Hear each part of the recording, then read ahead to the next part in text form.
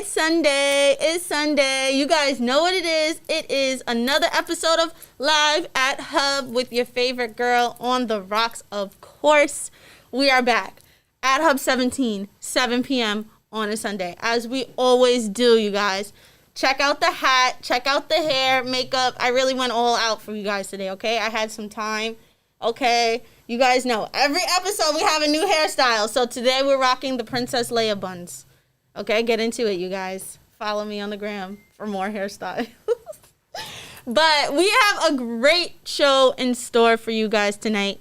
And before we get into it, remember that you can find out more about Hub 17 on our website. You can sign up for a membership and find out how you can have your own show streaming live through Facebook right here in the heart of Staten Island. So go to hub17nyc.com for more information. You can also buy some merch on there too if you want to represent outside at all of the great shows that we have out here on Staten Island coming up and that have already been amazing. And we have someone here at the studio who I had the pleasure of seeing perform at a few events here on Staten Island. And I'm so happy he's finally here because he's been like a fan of the show. And I'm like, yes, I have to get him up here. And just the things he's doing is different, but monumental for us as a community, as creatives. So I want to welcome Kofi. And if you're familiar with him, send us a wave, send us a heart, send us a hey in the comments. But also, if you're not familiar, I would love for him to explain who he is and what he's doing for our community. So, ladies and gentlemen, Kofi Antwi. Thank you. Thank you for having me. My name is Kofi. Whenever someone asks, like, how do I explain myself, I usually start off saying I'm an educator. Definitely. But I always look at myself as a creator, right? I've been writing for the last 10, 15 years. Okay. I started writing in college. And what I've been doing for the community, I would say for the last few months, I've been working on writing workshops with some local organizations. So I've been exploring how I could help the community with writing and like anything that involves creative arts. Dope. Thank you so much for your contributions to these performances too, right? Because a lot of the times, and I guess just the shows that I've seen him perform, it kind of takes on a whole different environment almost. Like you kind of change the route of the show. And I really like how you take charge of your space when you're performing. So tell me more about when you became a writer or when you knew that writing was going to be your calling in life. I would say, obviously, I was influenced by hip hop. I was born in '88. So in the 90s, I've been listening to Nas, Jay-Z, Biggie. Shout out to Nas, my favorite rapper of all time. Just saying. That's my favorite rapper too. So, Yes, I always got to rep Nas. But yeah, like hip hop has been the center for me. When it comes to poetry, I started writing actively, I would say, probably the last 5 years. Okay. I first started writing in Utica College. That's when I was earning my bachelor's degree. I met one of my colleagues. Her name is Margarita. And she's a dope poet, a poet from the Bronx. Shout outs to Margarita. Yeah, and I always said, I don't know if I could do poetry. Like, I loved poetry. I love hip-hop. Yeah. But spoken word didn't kind of, like, call me at first. Yeah. And then it's intimidating almost sometimes because when you see people perform spoken word, it's like, oh, damn, that came from a deep place. You know what I'm saying? To sometimes go up on stage and have to do more than that is, like, really pressuring, like, so I can definitely see that. I think that's the discussion that I usually have with most of my writing friends and, people that perform poetry. But one thing that I notice is what you do with your voice. Yeah. Not everyone is probably called to the stage for spoken word, right? Maybe it might be something on the page they might have to deliver. So I've been kind of intertwining both within, like, my performances. Definitely. Yeah. I like that a lot. I mean, I definitely have done my fair share of performing poetry, but memorizing poems has definitely been something that I would like to sharpen this year. I have maybe 2.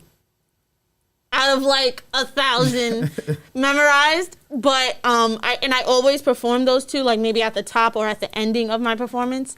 But I would definitely say I understand that. That's the first time that I've heard that, the differences between hearing somebody do spoken word and then on a page. I would definitely say, now that you've said that and now I'm going back into my memory, I can definitely say my tone of voice is different when I'm reading it off the paper than when I'm just like right off the head. Like, yeah. I definitely would see that. I mean, that's important though, because like we come from the community in the era of hip hop, yeah. you know, so we use our voice as a tool. So that is important to vocalize yourself, right? Like I'm a laid back guy most of the time. I'm usually chilling, but when I'm on the stage and reading, I know I have to amplify my voice, right? Definitely. So it's just working with your voice and learning your voice as well. So those are the things that I've been kind of telling or teaching young writers. Oh, and so how do you get ready for a performance? How do you get hype for a performance? Or like, you know, not even like as you're at the performance venue, but even the few days leading up to a performance, I guess, you know, going through which poems you're going to do, what order you're going to do it, and things like that. So what's your process? And, you know, you obviously don't have to give us all of the tea. Oh, I mean, but only the parts that you think would really inspire someone who's at home doubting themselves about going to an open mic. I would say read a poem that you feel comfortable with, right? Like the one you said, just to reference what you said. Yeah. There's 2 poems that you know off the top of your head, right? And it starts off with 2, right? Just like hip hop. Someone asked us to recite a Biggie or a Nas song. We could do it like this. Like that, yeah. You know? So it's about studying your own work, yeah, right? repetition, definitely. Because sometimes we may not feel confident with our work, so we're kind of like running away from like memorizing it, like owning it truly. So I feel like vintage, because I have a similar, I wouldn't say issue, but like sometimes I don't remember all of my poems either, right? But vintage is one of those poems that calls to me, that I could read it in the car, I could read it when I'm waking up. Definitely. You know, so I guess some poems you memorize much quicker than others. And I guess it's more so kind of because they have more of a connection to you almost, right? Sometimes. Yeah. I mean, I would definitely say the poems that I have memorized, one of them is called Zenha, which is about women and just being a woman and growing into that. And then the other one is, dang, I can't even think of it now. So, all right, I got one memorized, you guys. We're just down to one. It's fine. But that one does mean a lot to me. That one got published a few times in some magazines online. And it has really spoken to people. So that one's really, really important to me. I think that's part of the process too, right? Like if you're a writer and you want to get published, submitting your work is important because that's when you'll find out those little things that need to be tinkered in your poem, right? It might be the rhythm, it might be the cadence, it might be the form that you're using, right? So I think submitting has helped me kind of like reshape how I want to write or how I perceive poetry, I guess. Definitely. I mean, so for me, I would say, and I'm sure that others can relate, finding people that you can submit your work to, right? That's always something that's, of course, strenuous, I guess, because you got to go through all of the people. You got to see who's actually going to help you and who's not just like talking the gab. But also just, and I guess for myself, I remember trying to go through a grant process. It was a lot. Like, it was just so much paperwork and just things that I never thought of before. Like, I would just think of my idea and I'd be like, wow, this is great. And then, you know, they're asking for budgets. Yeah. And when I'm talking, how many people are you having at your event? We're paying for how they're getting there. We're paying for how they're getting home. We're paying for if anything happens to them on the way. And just things that you never really think about when you're being creative. Like, so that line between the business and the technological part of it and the creative part of it, how are you balancing the two? When I first started submitting my work and getting my work published and working with different organizations, I was kind of hesitant because like I'm used to having kind of control of how I'm working things, and I work in a process that is conducive to me, right? Sometimes I may work 2-3 days in a row, and then the next 2-3 days I kind of take off, right? So it is it is strenuous working on someone else's timeline. Definitely. But balancing it is important. That's I want to say that is the difference between being an aspiring writer or professional and someone that is committed to their work. Yeah. Right? Because you do have to go through that business aspect. You don't want to just can't avoid it. No, you can't. As creators, we want to just create, right? We just like, I just want to create. Yeah, I don't wanna have to like go and do things. But that's fairy tale, right? Because then we definitely. leave ownership up to someone else, right? With our work. And that's something that I've noticed even in limited spaces. Say I'm working with a predominantly white audience or group, I still want my voice to be authentic. Yeah, right? definitely. I don't want to water it down. I still want to. I want them to get that message. Yeah, definitely. I like that. I mean, I can relate to that, especially as a DJ. You know, certain parties, I'm like, gosh, I do not vibe with this music at all. Like, I can't. You know, like I'm not vibing out to this right now. But then, you know, I'm just like, you know what? I can't shun people for being in the culture that they are. This is what they like, and this is what they're paying me to be here for, to give them a good time. So, you know, sometimes you just have to suck that up. And I guess that's where the writing and the entertainment world kind of meet, right? Mm-hmm. Because you guys have to worry about your writers and how, not your writers, your readers, and how they will perceive your work. Yeah. So when you're writing, are you writing it for you? Are you writing it for others? Or is it a mixture of both? Sorry, cut you off. But yeah, I would say it's a mixture of both because I would say I am selfish with my writing, right? Like I write what I want to write. Definitely. That's what I tell writers to do. But being a black man in America or anywhere in America or in this world, right? Yeah. We kind of have a duty to like speak for our community or be a voice for our community, right? Mm-hmm. So I try to balance that, but I don't let it take over, right? Because let's say, for example, if we're going through some social distress, right? People are probably expecting black creators to create something that's going to discuss those issues, right? And that kind of limits us and puts us in a box. Yeah, a lot of pressure. Yeah. Too, to make it authentic during such a crazy time, right? So I would say performing, right? For a long time, we were not able to do that. And it was like performing on Zoom is not the same, people. No. Performing on Zoom is whack. I'm telling you now. As a DJ, as a poet, as anyone, it's just the attention span is just not there yet. Like, yes, we're on our phones all day, but to be on that computer screen and just, it's just different. I think it was good or entertaining for like the first few months. Yeah, the first few weeks. And then it was like, okay. Yeah, because we needed something at that time, right? But the world is going, everyone is on Zoom now. Like when I was teaching my classes in the fall at the colleges I was teaching at, I was teaching on Zoom, right? Yeah. And it's hard to get that connection that you're saying with the students because they're inside their home, right? They may be laying on their bed, camera off, mute, doing whatever, or the camera's on the top of their head, right? So, I mean, that's something we got to get used to. But I know what you mean. Like, I had a few interviews on like Instagram Live. It was cool to interact, but you don't have that same fluent conversation that you have in person. Yeah. Like loading, buffering. Right. It's a lot, you know. It's not the same. So thank you to you. Like you're creating space for creators to come up here, show their work and show their talent. So definitely. That's dope. We need more people like you. Thank you. You guys. I'm happy to be here and do this. I mean, this is what it's always been about for me, right? Like I'm very keen on being comfortable in every room I walk into. And being comfortable in every room I walk into is recognizing people in those rooms. You know what I'm saying? And it's like, yes, we have to be selfish with our success, but we want to be able to bring the people that we've worked hard with up there with us.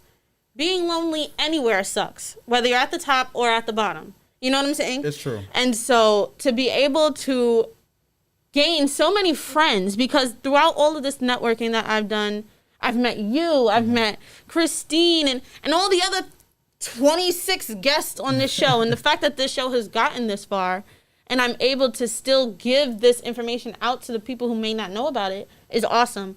I have people who are watching all the way in North Carolina. Shout outs to my grandmother for like telling all of her Hey, Grandma. to How you tune doing? in. Hey, grandma. And just different people, just people interested in seeing what Staten Island is about. You know what I'm saying? Because now it's the future. We're having a lot of traffic come, and then we're at the North Shore. We have the bridge over here. We got the ferry over here. We have all the trains and buses and whatnot. So, you know, it's no longer the forgotten borough, really. Yeah, You know, we're making noise. There's so much talent coming out from Staten Island. Yeah. Even the poets like Thomas. Shout outs to Thomas. Yeah. Thomas is the man. Like, he always like saves space for people. He always remembers everyone. Definitely. He's a cool dude. Dennis, I don't know if you met him yet. Yes, I love Dennis. Shout outs to Dennis. Love you, dude. He's a character. Yeah, there's so many great artists from Staten Island. Those are just poets and writers that I'm discussing. And Definitely. You know, so it is important that we create this hub, you know, and keep that open dialogue between us. Definitely. Shout outs to Hub 17. See what we did there? See what we did there, you guys? Yeah. So let's dive into this awesome project, you guys. So I always get excited when my friends create something that I can touch. So tell me about just the idea of the design of your book, and how you came up with just the feel of it, the size of it, everything. Okay, so Tidal Wave, a good friend of mine's, Jared Boyd, he created the design. Awesome. Right, and we worked on it kind of together. Obviously, he's the creator. I kind of gave him like a few inputs. Yeah. But then once he was done with it, I was like, all right, this is it. This is Yeah. it. This love is it. You know, and he's a dope artist. You know, I always tell him, keep creating, keep putting things out there. Yeah. So yeah, we just went with this. It was like kind of stream of thoughts off the top of his head. It's fire. Obviously, he's a black man, you know, with the kinky hair, you know, the nappy beard. You know, it's like some of my students, they always ask, is that you, Professor Antwi? I'm like, no, it's just a black man, you know, profile.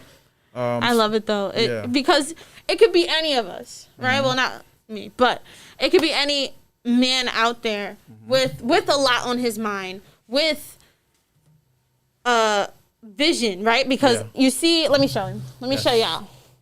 He has a star on his eye. So that, for me, that's interpreting that he has a vision for something that's greater than him, right? He has the fire on his head, which means that he's probably stressed out, or just the burn of, or that pressure of being a man in this generation and having something to prove 24/7, and just the whole reference of it and how simple it is, right? It's black and white. It's small and sleek. Like, it's just it speaks wonders for something that's so simple. And just to give a little bit more context to the book, this book was published by Cattywampus Press. I worked with Sammy Greensboro. She brought this to life pretty much. She spent so much time, me and her going back and forth. She's the publisher or owner of Cattywampus Press. Okay. So it came out last summer, and I feel like it served its purpose, and it's continuous to serve its purpose as a tool that I could use to read at performances in Staten Island. And about Tidal Wave, right? How did I start Tidal Wave? Yeah. Tidal Wave was birthed, I would say, right after I was done with my MFA program at St. Joseph College. I had a bunch of poems, and I was trying to figure out, like, where am I going with this? Right? And I didn't want it to have a theme where every poem talked about waves or about the ocean. Right.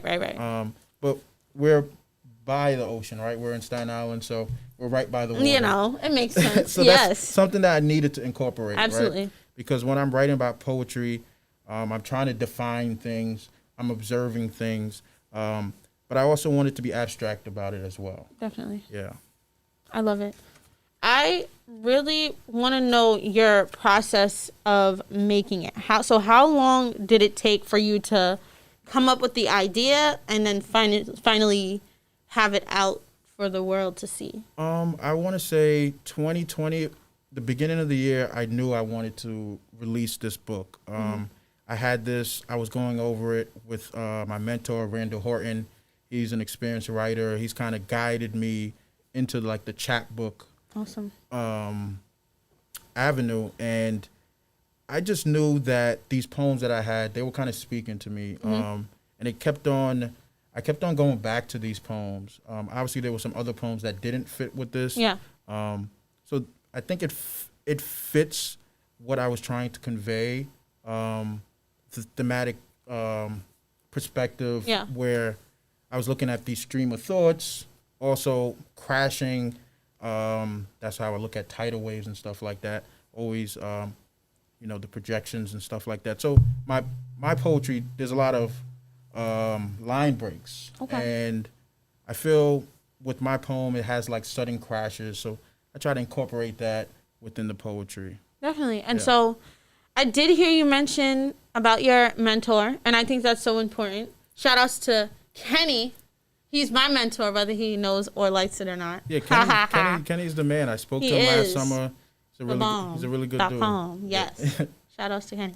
And so, having a team or a group of people who believe in you, I think is super important just for any journey of belief and creativity. And so how did you meet your mentor? I was fortunate. It was the last year of my MFA program. It's a 2-year program. And I met him.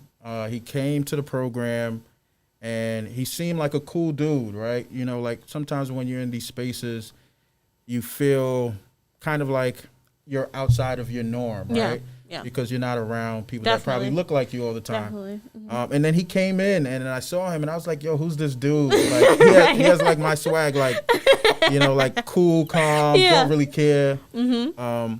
And I met him my last year at the school, and he took me under his wing. He saw something in my poetry. Yeah.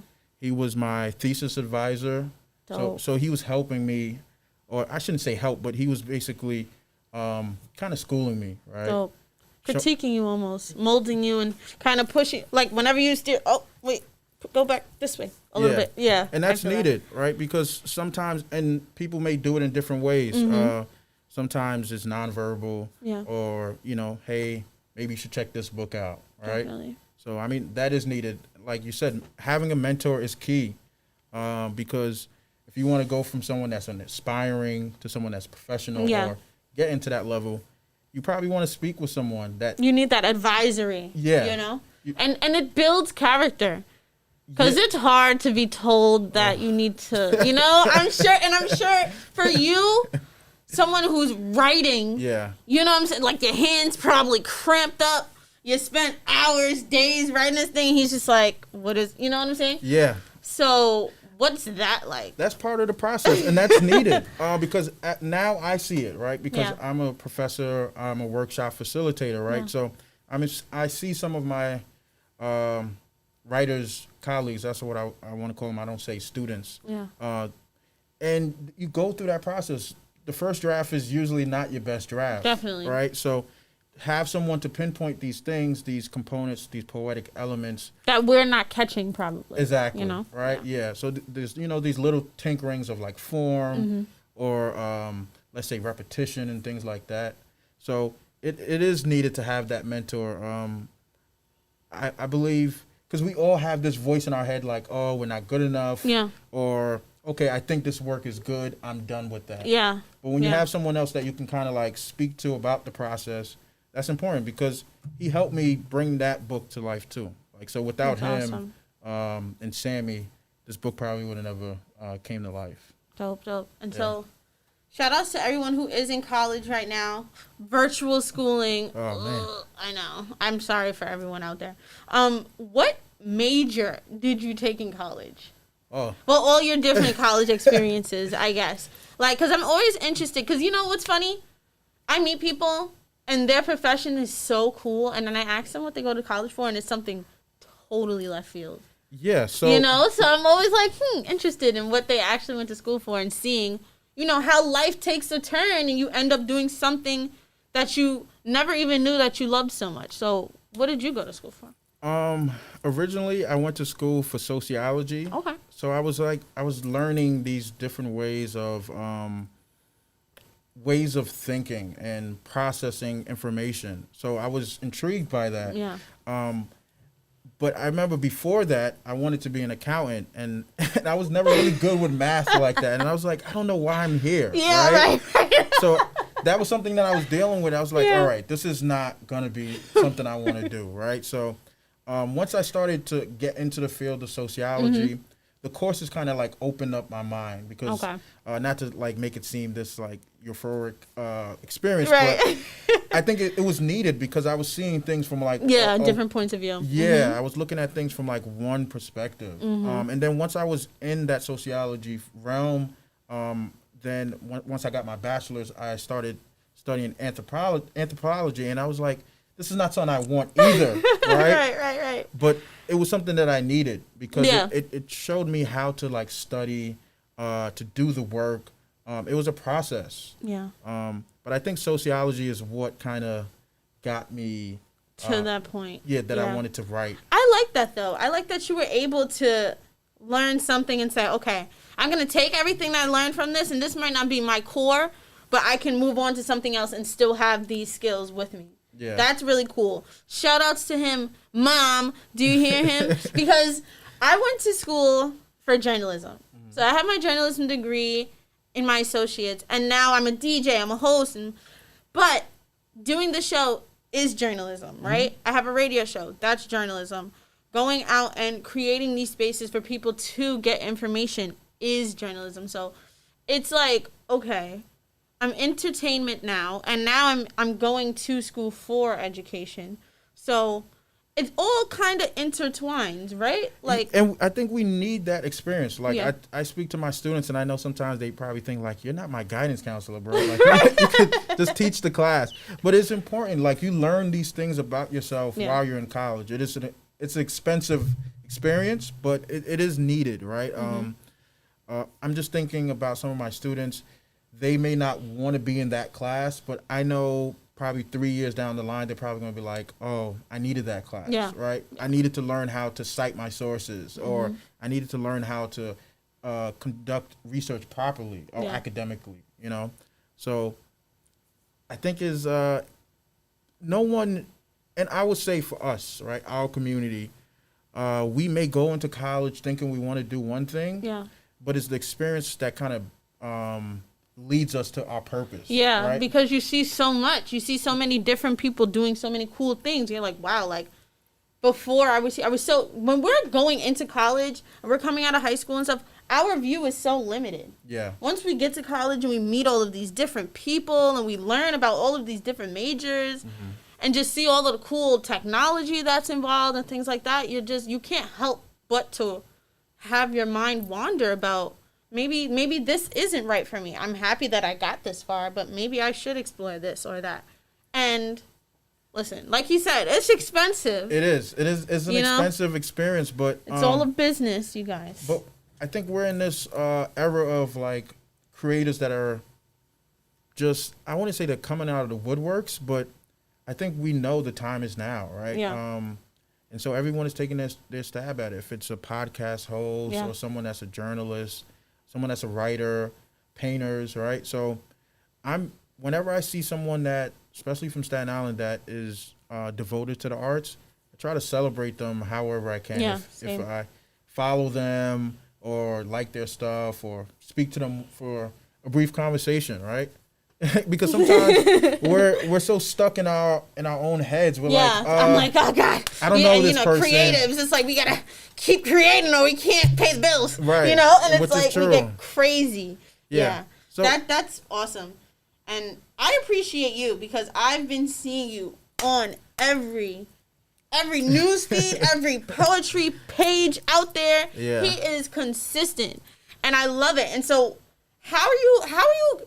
Well, don't tell them how you're getting your gigs, but how are you staying connected with the community as far as, gaining that I guess like phone book of people. You know what I'm saying?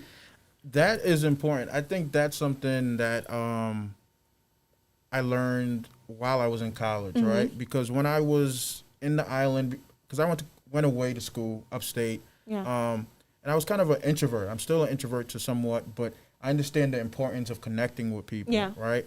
We're in Staten Island, so whenever I see someone that has something like an organization that is for our community, I reach out to them. Yeah. You know, it's important. Or go to an event. Yeah. Right. If it's a community event, go there. All right. We're not too cool to go hang out for Right. an hour. Right. Right. You know, and it's different things too. You know, we're older now, you guys. Yeah. It's not all about partying No. and whatnot. You know what I'm saying? Like, we have to go out there and meet the people who are going to potentially change our lives. You never know who's going to be there and what they are capable of doing to help you get to point A to point B. And you have to put your best foot forward, right? Yeah. Like, as cliche as that sounds, when you have that opportunity, you have to make sure that you're nailing it, right? Yeah. Or that you present yourself properly, because there are people watching. So whenever I meet someone, like, just to go back to your question, Yeah. I just network with them, you know, speak to them as a human being, see how they are, meet them, whatever the case is. And I think consistently working on your craft is Yeah. the most important thing. Definitely. Because some people probably say, oh, like, I see you getting your work published places, I see you reading at places. But before that, I was working days on end, right? Months where I'll be in the house. I'll say I'll go outside for some fresh air. Right. But, you know, there's different seasons. There's seasons where you're writing. There's seasons where you're preparing. There's seasons Absolutely. where you're performing. Yeah, because you don't want to wear yourself out. No. Right? Like, and that's the worst. So I definitely want to know, how is writer's block for you? Like, how do you deal with that? And how do you pull yourself out of it?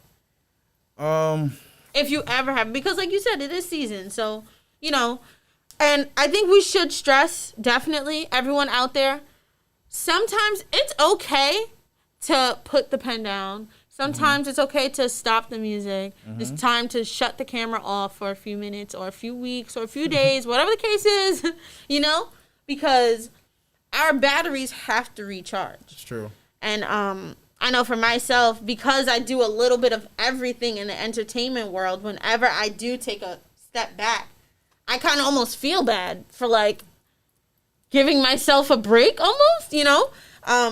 So I'm wondering, for you, you know, as a dad, as a husband, and now as, you know, just as a professional, how is it balancing all of those things and then sometimes wanting to just, like, okay, let me decompress real quick so that I can, you know, continue to be 100% in each area? I think the most important thing for me is just knowing that I'm not in total control, right? There's going to be times I just don't feel like writing or I don't want to write, and I'm okay with that. And then there's going to be times where I'm going to want to write for, you know, the entire day. Yeah. So I don't really look at writer's block or having like this creative block.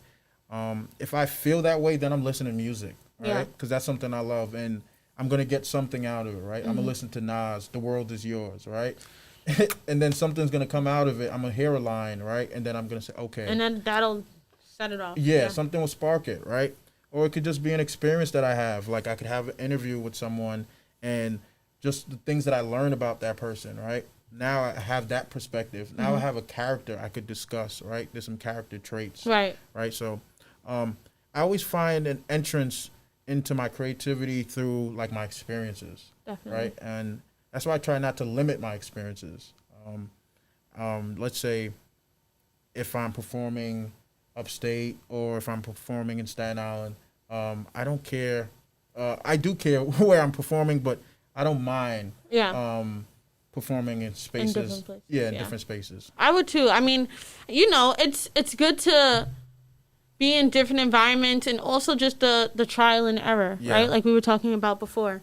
As a DJ, plenty of errors, a lot of achievements though. You know, a lot of events that'll start off really bad but end up really good, and just because I made it through, it's that much more rewarding.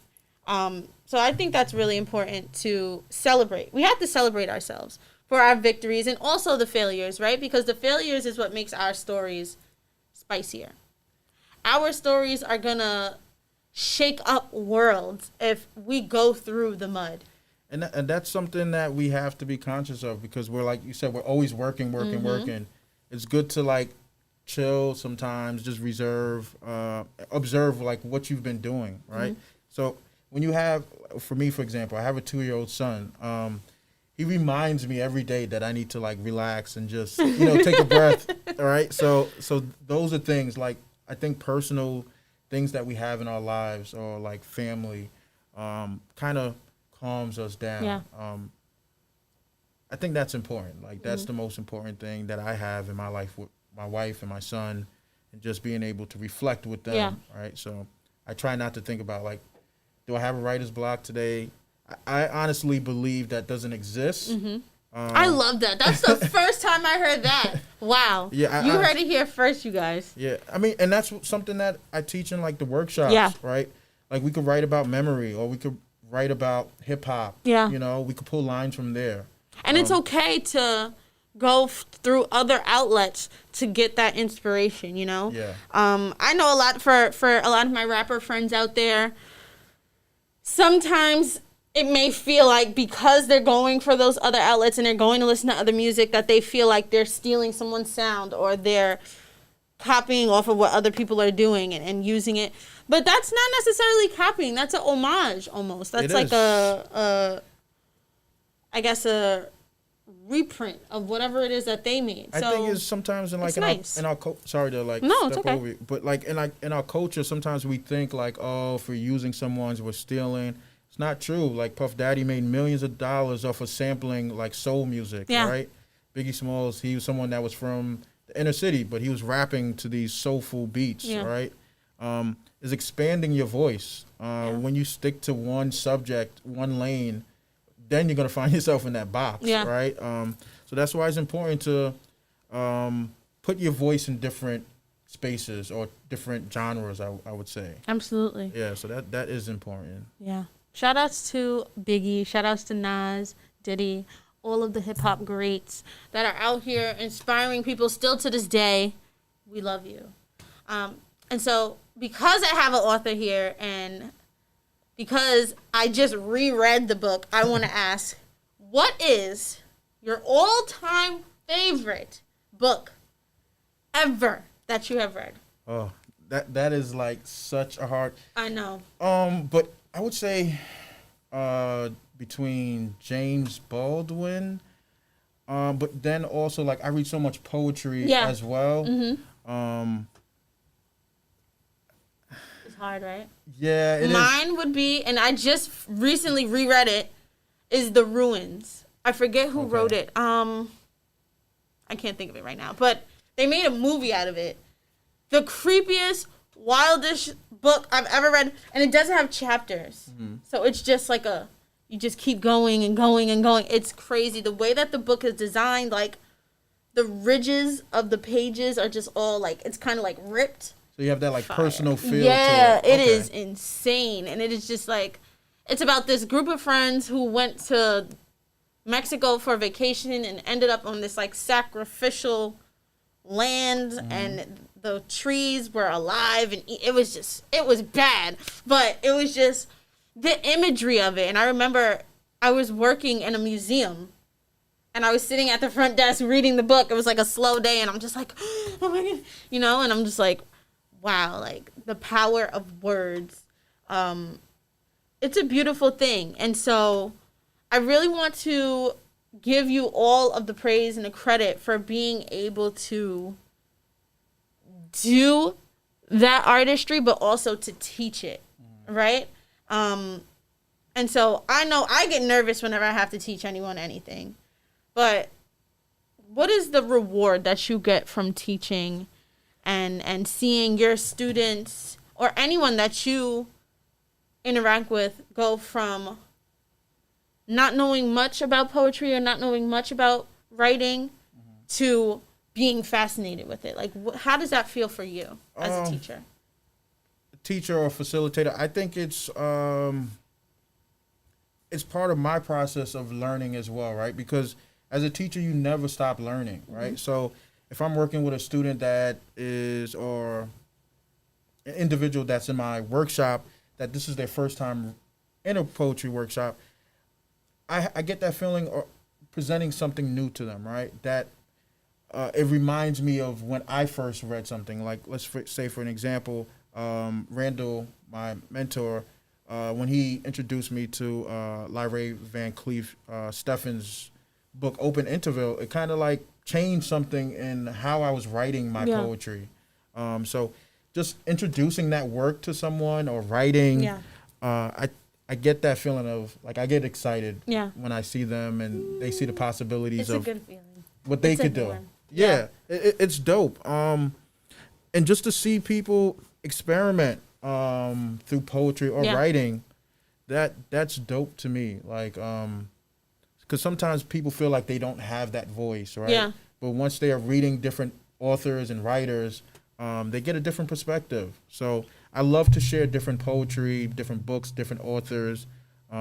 Major Jackson, Randall Horton, James Baldwin. He's gem dropping, y'all. He's gem dropping. Write notes. Write notes. He's gem dropping. Toni Morrison, Gwendolyn Brooks. And you was talking about an homage, right? Mm-hmm. I wanted to say that, kind of jumped off of that.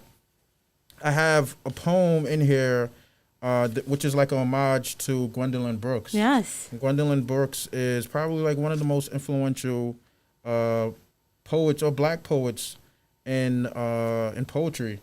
And she created just like how we have this hub in Staten Island of where we have all these creators. She kind of established something in Illinois back in when she was writing and stuff like that. So I have an homage to her as well. So it was funny when you said that because it made me think like it's not stealing, right? Mm-hmm. Right. You're paying your respect to the person, exactly. So which is dope, And I look at it as there's no reason to feel like we're stealing from our ancestors and stuff like that. Definitely. Like, they're part of our creative process. Yeah, we need it. Yeah. And I hope that someone in the future feels inspired to start a show and have awesome people on the show like we're doing right here at Hub 17. So tell our viewers where they can find the book and how they can be connected, what you're doing in the future for 2021. All right, so Tidal Wave you can find on Amazon or you can find it on my website, kofiantwi.net. Mm-hmm. So this year I'm working on a few different projects. Yeah. What are you getting into? I'm working on this short story project. I'm trying to revisit some of my work that I was working on in the past. Okay. I really want to get that novel going. Ooh. Yeah. So next step. Yeah. So nice. that's the next step. And then I'm working on a short story, a short film with Daniel. It's bad that I don't remember his last name. But, we worked in the Staten Island Arts exhibit on February 27th. Shout outs to Staten Island Arts. And Daniel, he's dope. He's a visionary photographer. Awesome. He's a director. So we're working on that short film. Hopefully we'll get that going pretty soon. Dope. And so with the short film, how is it with, all of the pandemic limitations going on? How is that affecting the whole filmmaking process for you guys? That is something that I'm concerned with, but hopefully things are starting to open up now, so we won't have as many restrictions. Yeah. And we're going to shoot in spots where it's pretty much just like me and him anyway. So hopefully we won't run into those issues. Mm-hmm. I have some workshops that I'm working on as well. One that's going to be in July. Awesome. I'll keep everyone posted. You can find it on my Instagram or my webpage. I like that you're planning ahead. Yeah, we have to do that with the pandemic, right? Yeah. Because I have a tendency of like, I'm putting something together in 2 weeks. Hey, see you there.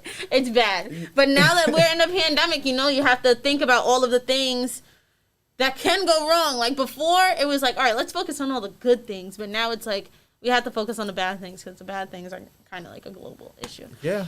But so I'm happy it's not daunting you though. Yeah, and I'm happy that I have these opportunities, and that's something that I want to do as well. I want to have more poetry workshops in Staten Island. Yes, hopefully, I'm coming. Yeah, of course. I would definitely want you there. So I'm hoping that once things start to open up more, because Zoom is cool, but it's not the wave. It's not the tidal wave. No, it's not the tidal wave. You got that one right there. So we need that. We need things. I hope things start to open back up so definitely we could have more interactions face to face. So Well, definitely get in contact with Kenny. We could definitely set something up to where you can, have either down here or upstairs. We'll set up, a certain day, certain time for you to have just space to have people. We can definitely put that in tune. And that's the great part of Hub 17, you guys. So if you're interested in doing something just like that, we have space. If you need filming done or any pictures leading up to it, because I know, for example, Kofi has a lot of interviews that he's doing. He has performances that he's doing. And so flyers, you guys, if you have any projects that are going up, you guys are going to need photo shoots. You guys are going to need headshots. Just clean photos that you can send to people like myself for the flyer for this event and things like that. So if you guys are interested in getting any of that done, make sure you check out hub17nyc.com. The memberships are super affordable, and you get discounts on everything. So it's definitely dope. And it's good to support a place that is all about expression, creativity, and just a safe space in general. We have so many different things happening. Just in this room alone, we have about 15 different artists on the walls, on the floors, saved in the computer. I love the setup. It's beautiful, yeah. There's like a whole, kitchen behind this wall. And you would never know. You would never know because it's so malleable, flexible, and so we're really excited to welcome newcomers to do really cool things like that. I would love to be a part of it and help you plan it because we want to do different things. We want to shake the room. All right. So that's something we're gonna work on behind the scenes. Definitely. We're gonna connect. We're gonna network, and we're gonna get that for the people. Yeah. Because we need that. We need that. More collaborating. Yeah. Yeah. I love it. And so, I know you said you're an introvert, but you're very well spoken, and so when you go to these events, especially when you're on stage, right? What are you thinking? What is helping you keep your composure?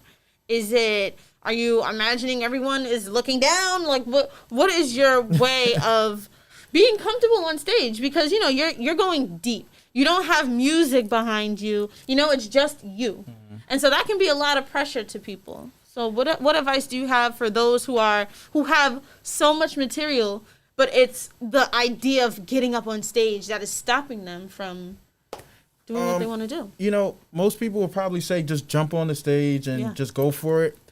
Which is true because it's trial and error. But I would say when you have material things that you are passionate about, I believe getting on the stage won't be the issue. Yeah. Right. It would be about performing it the way you would want to. Right. Yeah. So that's something that I probably critique myself later on. I'm like, could have worked on this. Yeah. Could have been a little bit louder, project myself a little bit better.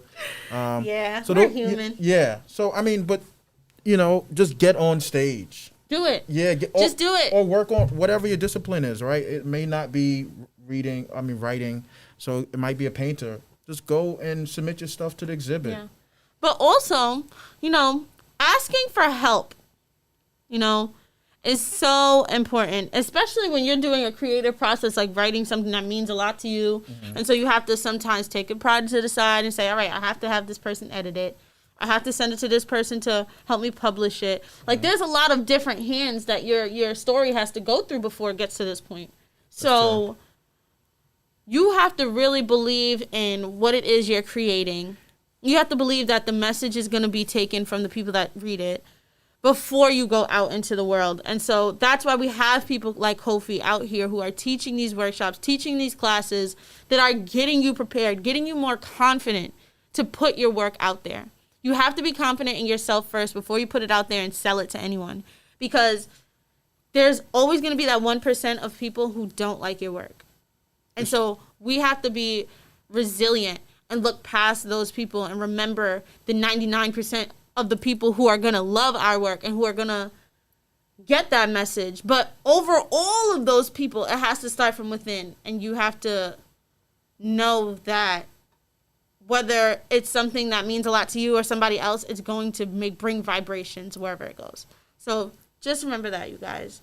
And I really want Kofi to share with us some poetry today from his amazing book. He just told us where he can get it. So you guys hit him up personally on Instagram. you can go to his website or you can find the book on Amazon. Yes. So how many poems do you want to share with us today? You can go off. Like, if you want to read the whole book, like, we could do that. No, I'm joking. Let's, usually when I'm reading, it's usually anywhere from like 3 to 4 poems. Okay, I'm down. Yeah, so I'm going to read 3 poems. I'm going to start off with Discovery. Awesome. All right. We're going to read right here, Yeah, right? you're good. Okay. So I'm going to keep the mask on for now then. Okay. All right, Discovery. Mankind leaps past galaxies and odyssey, distance, self, and or mind, yet again has found home, delivering, although absent, indifferent, attests gravity's relations, matter and time. What is today's mathematics, physics, knowledge of self? Bear one's burden, adherence, a drunken we grow to detest, judge, calculated space. It takes distance to apply data on Earth, yet one must cope with reality, board cosmic flights, silence, entrap syllables, release oxygen.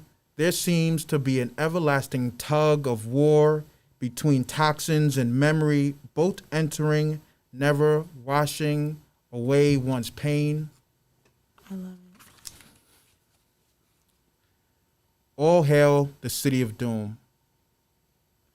Downtown we bypass ditches, potholes, engraved a slender terrace, clench, stenches of grinded coffee, white boys and girls squander forefathers' commandments, construction workers squat aimlessly on dainty street curbs, laughing, Bay Street pimps hustle work, selling perpetual sins, we condemn and flood corners. We are all living in our last days. The unholy man rattles his cup, exposes hardship to privilege, drunk or not. North Shore. Police officers unlawfully stop and frisk, bash skulls. Unruly clergymen push dope, strike their wives, lie and cover it up.